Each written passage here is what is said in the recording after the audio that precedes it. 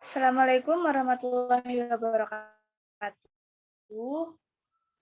Kami dari kelompok 3 akan mempresentasikan tentang kelompok teman sebaya dan sosialisasi mata kuliah Sosiologi dan Antropologi Pendidikan yang diampu oleh Bapak Dr. Ahmad Yusuf Sobri SSOS, MPD. Di sini, perkenalkan, nama saya Melania Avanca Dewi, ditemani oleh rekan-rekan saya, yakni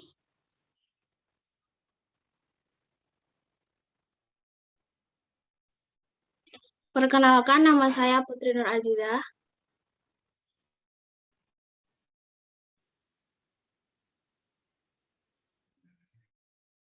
Saya Felisa Dwi Mubari.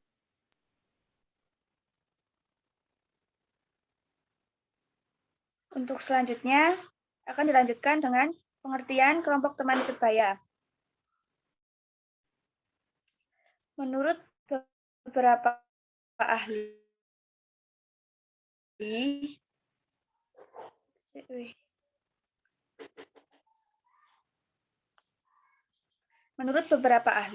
dalam Kamus Konseling Sudarsono 1997 mendefinisikan teman sebaya berarti teman-teman yang sesuai dan sejenis.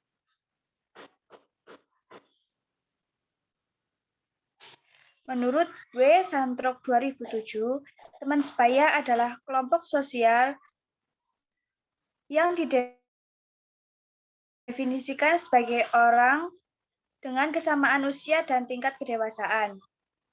Jadi dapat kita simpulkan bahwa kelompok teman sebaya adalah kelompok anak yang memiliki tingkat usia yang sama, memiliki sifat, minat, juga tujuan yang sama, dan terjadi interaksi satu sama lain.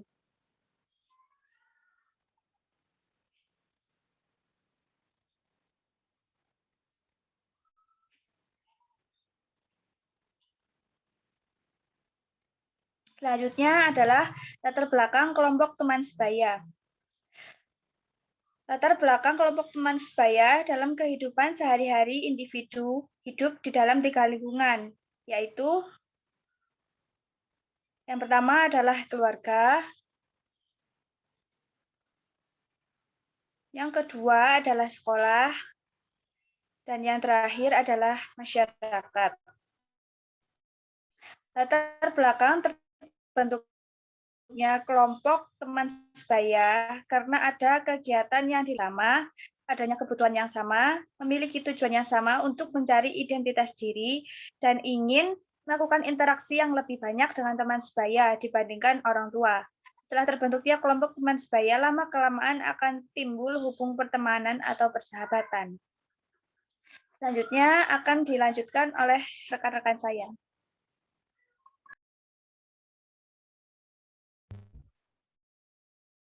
Selanjutnya yaitu fungsi dari kelompok teman sebaya.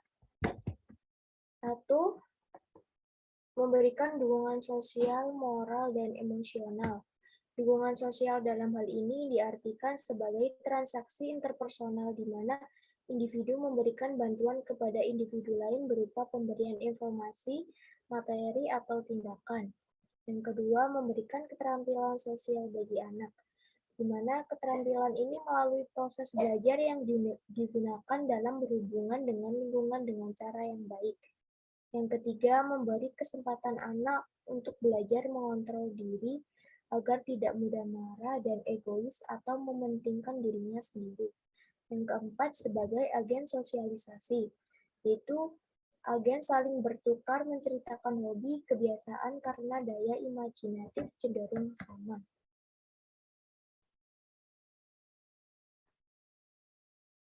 Selanjutnya yaitu hakikat teman sebaya. Menurut Huffington dalam buku Santosa tahun 2006, dibagi menjadi 2, yaitu dunia orang dewasa, misalnya orang tua, guru, dan tetangganya. Yang kedua, dunia sebayanya. Contohnya, kelompok sepermainan, kelompok teman di sekolah, dan teman-temannya.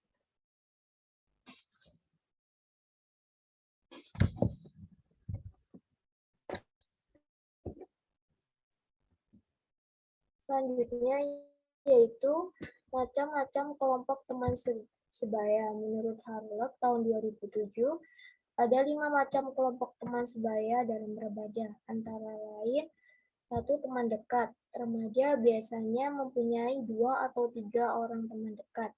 Yang kedua yaitu teman kecil. Kelompok ini biasanya terdiri dari kelompok teman-teman dekat. Yang ketiga kelompok besar, di mana terdiri dari beberapa kelompok kecil dan kelompok teman dekat yang berkembang dengan meningkatkan minat dan bakat masing-masing. Yang keempat yaitu kelompok terorganisasi, di mana pemuda yang dibina oleh orang dewasa dibentuk oleh sekolah dan organisasi masyarakat untuk memenuhi kebutuhan sosial para remaja yang tidak mempunyai kelompok besar. Yang kelima yaitu kelompok geng, di mana remaja yang tidak termasuk kelompok besar dan tidak merasa puas dengan kelompok yang terorganisasi, mungkin akan mengikuti kelompok geng.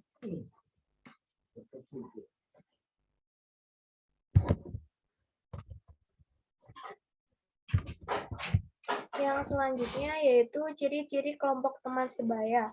Menurut Santoso tahun 1992 yaitu 1. Tidak mempunyai struktur organisasi yang jelas. Teman sebaya terbentuk secara spontan di antara anggota kelompok mempunyai kedudukan yang sama, tetapi ada suatu di antara anggota kelompok yang dianggap sebagai pemimpin. Yang kedua bersifat sementara, yaitu yang terpenting dalam teman sebaya adalah mutu hubungan yang bersifat sementara. Yang ketiga, teman sebaya mengajarkan individu tentang kebudayaan yang luas. Misalnya teman sebaya di sekolah, mereka umumnya terdiri dari individu yang berbeda-beda lingkungannya. Yang keempat, anggota adalah individu yang sebaya. Contoh konkretnya pada anak-anak usia SMP atau SMA di mana mereka mempunyai keinginan dan tujuan serta kebutuhan yang sama.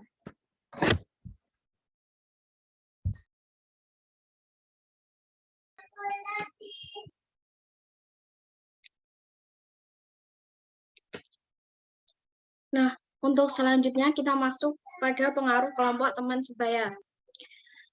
Pengaruh kelompok teman sebaya secara garis besar meliputi yang pertama perkembangan bersosialisasi, yang kedua kematangan emosi, yang ketiga melatih komunikasi, yang keempat memperkaya pengalaman, yang kelima belajar hal baru, dan yang terakhir menyampaikan apa yang mereka inginkan.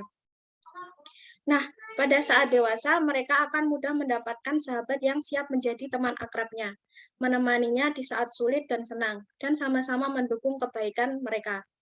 Dengan adanya kelompok teman sebaya ini, anak akan mempelajari pola perilaku yang digunakan untuk menyesuaikan diri sendiri terhadap situasi sosial.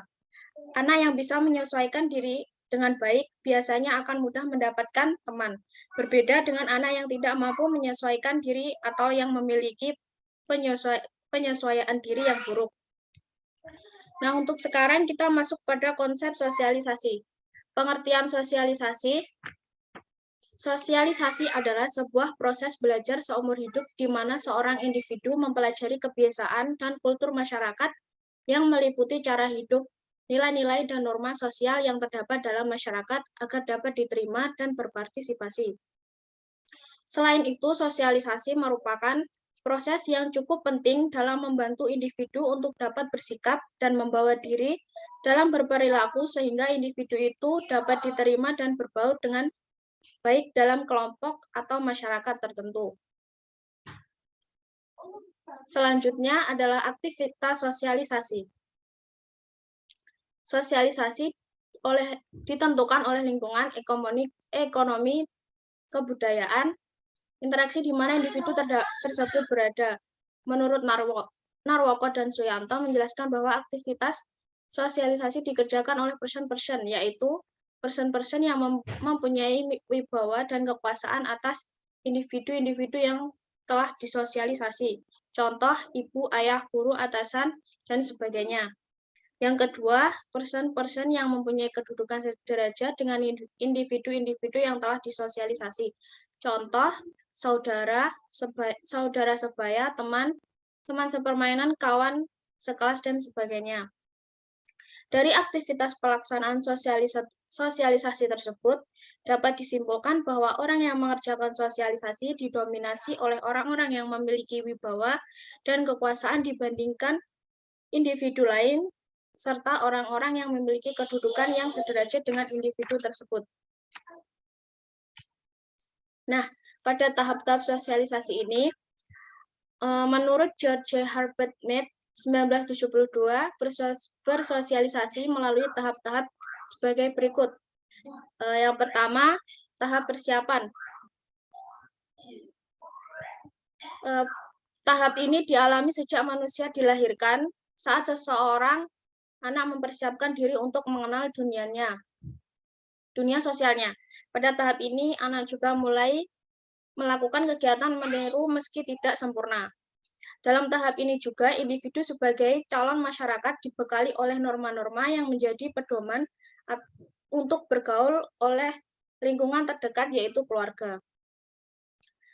Yang kedua, ada tahap meniru. Tahap ini ditandai dengan semakin sempurnanya seorang anak akan menirukan peran-peran yang dilakukan oleh orang dewasa. Yang ketiga, ada tahap siap bertindak. Pada tahap ini, peniruan yang dilakukan sudah mulai berkurang dan digantikan peran yang secara langsung dimainkan sendiri dengan penuh kesadaran. Yang terakhir adalah tahap penerimaan norma kolektif. Pada tahap ini, seseorang telah dianggap dewasa.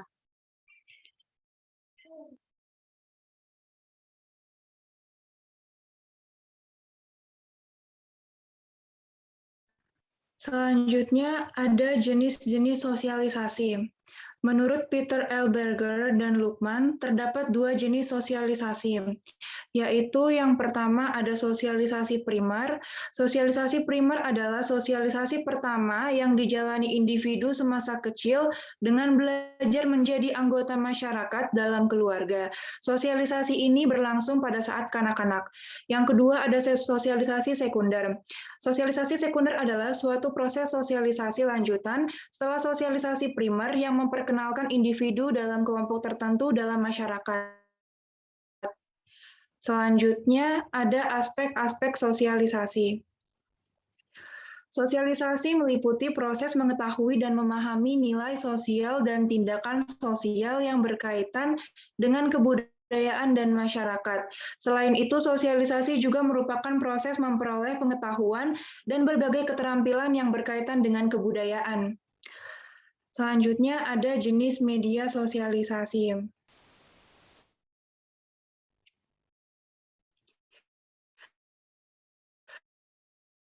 Media sosialisasi yang pertama adalah media sosialisasi keluarga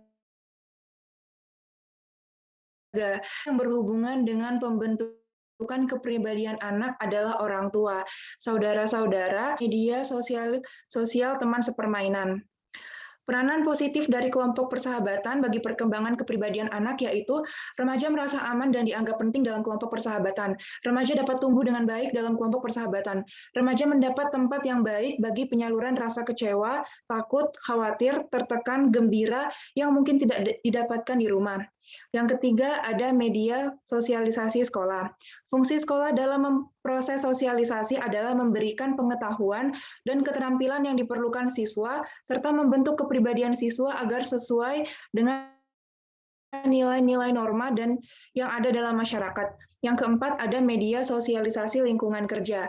Lingkungan kerja juga mempunyai pengaruh yang besar dalam pembentukan seseorang. Di lingkungan kerja, seseorang akan berinteraksi dengan teman sekerja, pimpinan, dan relasi bisnis.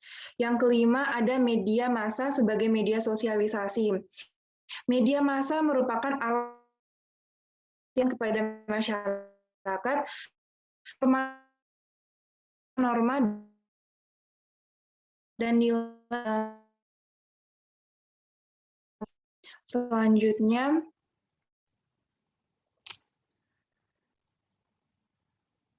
Selanjutnya ada hubungan interaksi sosial dalam kelompok teman sebaya dengan kemampuan sosial. Disimpulkan bahwa interaksi sosial kelompok teman teman sebaya adalah sekelompok anak yang memiliki usia yang sama, tujuan serta minat yang membentuk perilaku yang sama pula, di mana terjadi interaksi dalam kelompok tersebut, sehingga mereka dapat saling mempengaruhi satu sama lain.